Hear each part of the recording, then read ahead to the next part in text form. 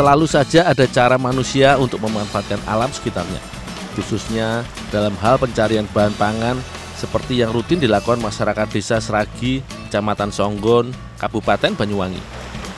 Pemanfaatan aliran Sungai Beyong yang jernih menjadi aktivitasku bersama warga di sini untuk mencari sidat sungai atau oling dalam bahasa setempat.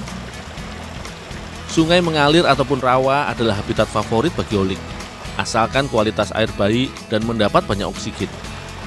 Alat berburu sidat sungai yang digunakan sangatlah sederhana, yakni tokat bambu yang disambung dengan tali atau senar yang sudah dipasang kail dan umpan.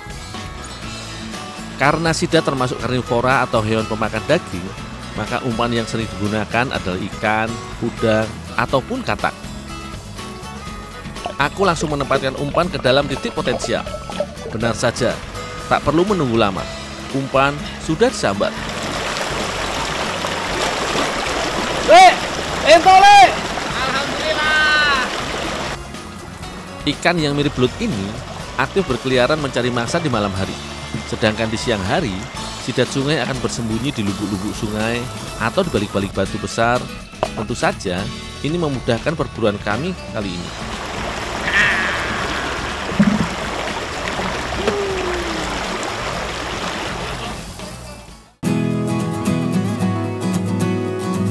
Di dunia, terdapat 8 jenis sidat, di mana 7 diantaranya ada di Indonesia. Namun, di antara 7 jenis itu, hanya 2 jenis sidat yang paling populer untuk dikonsumsi.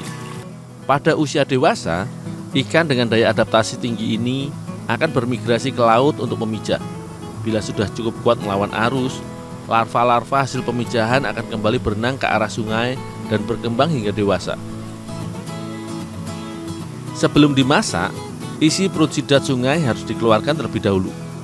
Gigi dan sebagian mulut juga dipastikan bersih agar tidak tertinggal sisa-sisa bangkai hewan yang dikonsumsi.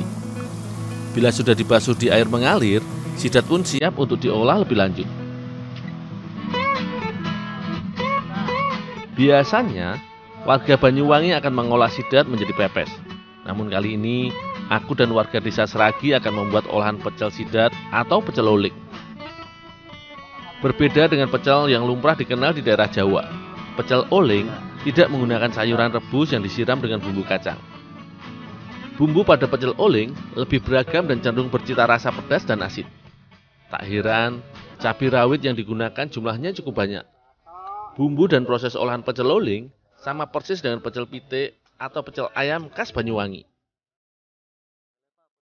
Bahan makanan yang dibakar memang memiliki kelebihan dibandingkan goreng-gorengan. Selain lebih sehat karena minim kandungan minyak, bumbu yang dibakar pun bisa mengeluarkan aroma yang lebih harum. Aroma wangi juga didapat dari panas dan asap hasil pembakaran arang batok kelapa.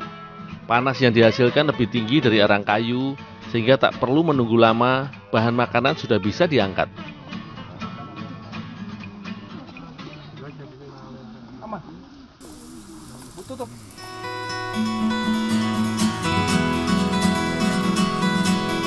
Sementara para ibu menghaluskan bumbu, aku pun membakar sidat sungai hasil buruan tadi.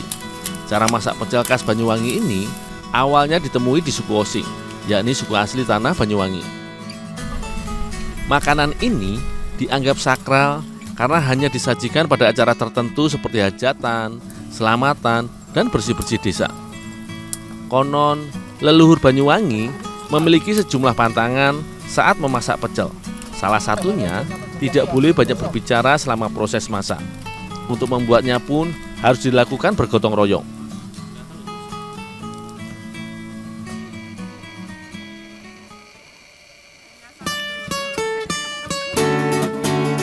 Kebersamaan seperti inilah yang sangat aku sukai saat berbaur dengan masyarakat lokal. Semua saling tolong-menolong dalam rasa kekeluargaan.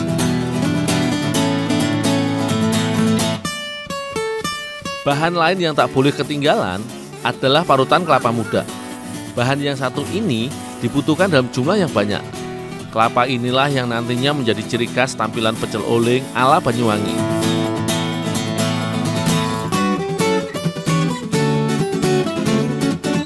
Uniknya, pada parutan kelapa, Ibu Pinisri meletakkan sepotong genteng tanah liat panas. Fungsinya untuk mengeluarkan aroma harum dari kelapa.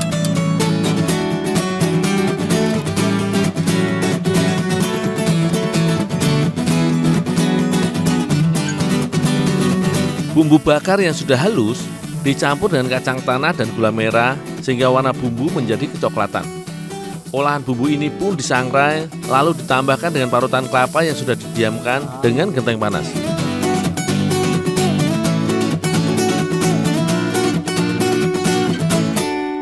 Air kelapa muda dimasukkan di samping untuk memunculkan rasa gurih. Air kelapa dianggap dapat berfungsi sebagai pengawet sehingga pecel oling tidak mudah basi. Diaduk hingga bumbu merata. Tidak lupa suiran oling dimasukkan.